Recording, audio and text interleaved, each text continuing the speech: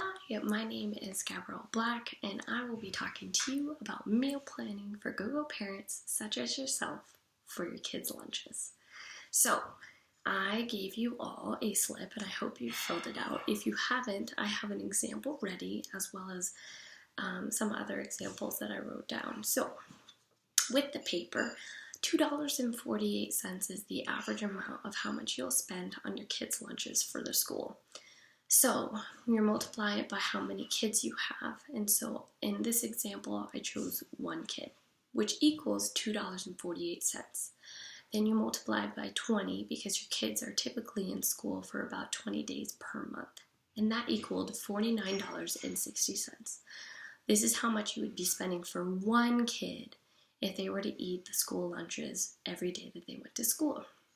Now, I also wrote down the amounts of 2, 3, 4, and 5 kids, going from $49.60 to $248 for 5 kids. Now, this is the amount of money you'd be spending per month for kids' lunches at school. So, an example that I wanted to write was one kid, you could be buying from Costco 2 loaves of bread that cost about $8, 2 packs of peanut butter, which would be about $9, strawberry jam for about $9. You've got 12 apples that cost about $12, and a huge bag of carrots for $9 as well.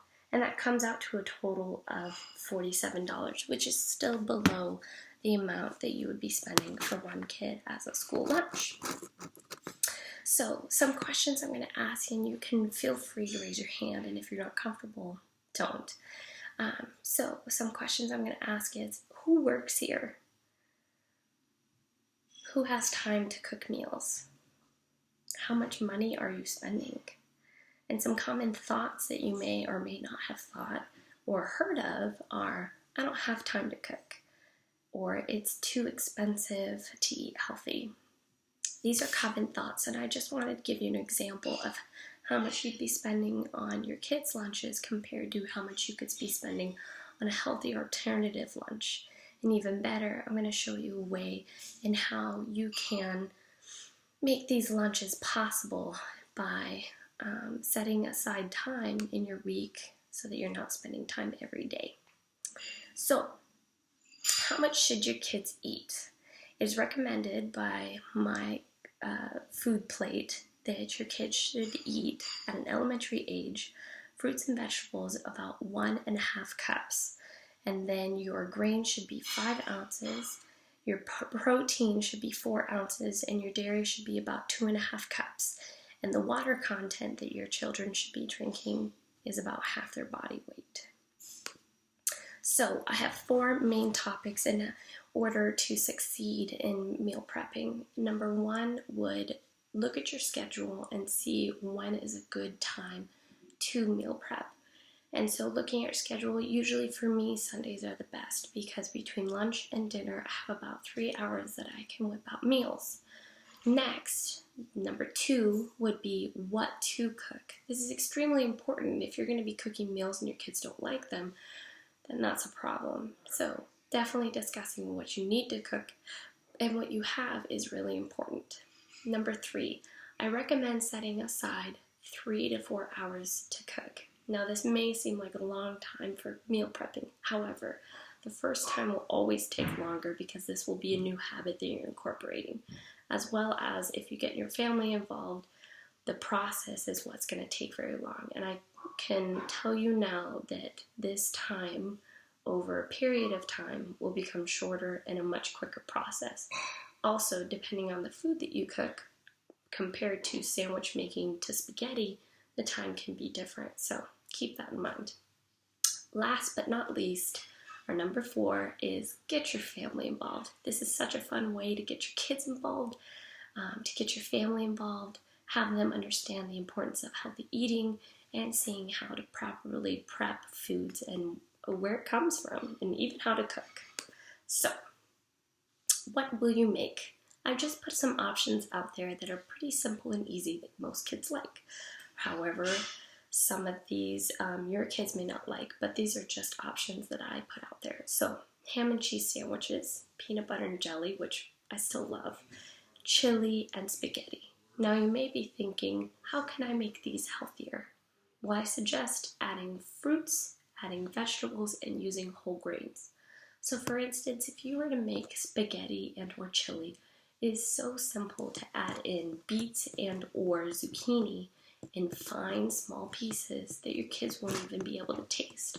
When it comes to sandwiches, it's so easy to use whole grain. Just make sure when you look at the ingredients, whole grain is the first ingredient. And secondly, adding fruits. When you're having a sandwich, it's so awesome to be able to add an apple or a banana aside with it, or even some grapes. So, some resources I want to recommend to you that I think are incredible are myplate.gov. This resource is so amazing, even for meal prepping, finding ideas on how to cook, ways to include your kids, just amazing things, and it's a great resource for the rest of your life. It's not only great for the kids, your elementary school kids, but even for yourself if you're curious how to meal prep for you as well. The other resource I would recommend is allrecipes.com. This is for those times that you're looking in your pantry and you're trying to figure out what I can make. For instance, if you were to look in your fridge and see corn tortillas and eggs, some may quickly say make breakfast tacos. Some may still be confused and not sure what to do. Allrecipes.com, all you have to do is type in your corn tortillas and your eggs, and bada boom, bada bing, it comes out with multiple recipes. And this way, you're using up what you have, and you may go to the store to buy a bell pepper. That way, you get your grains, you get your protein, and you get your vegetables. And you may even drink some milk along. So you're getting 4 out of the 5 or 6 nutrients that you need. So talking about that, what will you need for meal prepping? That's a great question.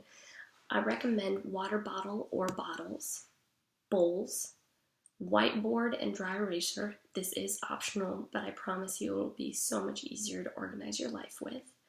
Containers and lunch boxes. So for meal prepping itself, I recommend, especially when involving your kids, make stations. Now, what does that mean exactly? Well, you can cut out the vegetables yourself and put them in bowls. This allows your kids to come through in an assembly line and pick out how many vegetables they need, put them in the bag. How many fruits they need, put them in a bag. This helps them understand how much they should eat, as well as see different varieties of fruits and vegetables that they may or may not like, and you are there along to see what they like and dislike. As well as an assembly line for making the sandwiches, having 2 slices of bread next to each other with peanut butter and jelly, having that ready with a butter knife and teaching your kids, put peanut butter on both sides, then add the jelly. And this is just an easy technique that I'll come back to, but having your kids know that, going through that process, having one sandwich done, working on the next one. This is a simple, easy, clean way to get your kids involved for an easy process for you. And this also gives a chance for you to give your child jobs. Now, if your child is able to write, you can have them write on the whiteboard what you're making and when you made it. This again is you're able and willing to give them jobs so that they understand the process of making food, where it comes from, what's healthy and what's not. And also having cold water in the fridge is so important. So whether you go out and buy water bottles or you have water bottles available that are reusable, awesome. Keep them in the fridge so that the water's cold. And when they go to school, they're able to go reach into the fridge and grab their water bottle and go. So prepare everything. When you go and buy 2 loaves of bread, I want you to go through those 2 loaves of bread and make sure that you are putting peanut butter and jelly is the example that I'm using today. Put peanut butter on both sides and put jelly inside of this. The reason for that is so that you can freeze it. This not only gives their lunch bags something to keep their food cool, but it also does not make the sandwich soggy if you do it with peanut butter on both sides and jelly in the center. as well as cut up all the carrots that you get. This is extremely important because if your kids don't go through the carrots that quickly, you can put them in the freezer and use them for boiled carrots for their lunch, or you can even use them for other meals throughout your day for your family. So, I'm just going to discuss the benefits of meal prepping. The benefits of meal prepping is to teach your kids how to be healthy, organized, prepared, how to cook, and it's an amazing life skill. This saves you time and money. Cleaning every week, if you're just doing it one day, you no longer have to clean for lunches. You also no longer have to go out and get your kids' lunches, which saves you money if you're no longer going to fast food restaurants.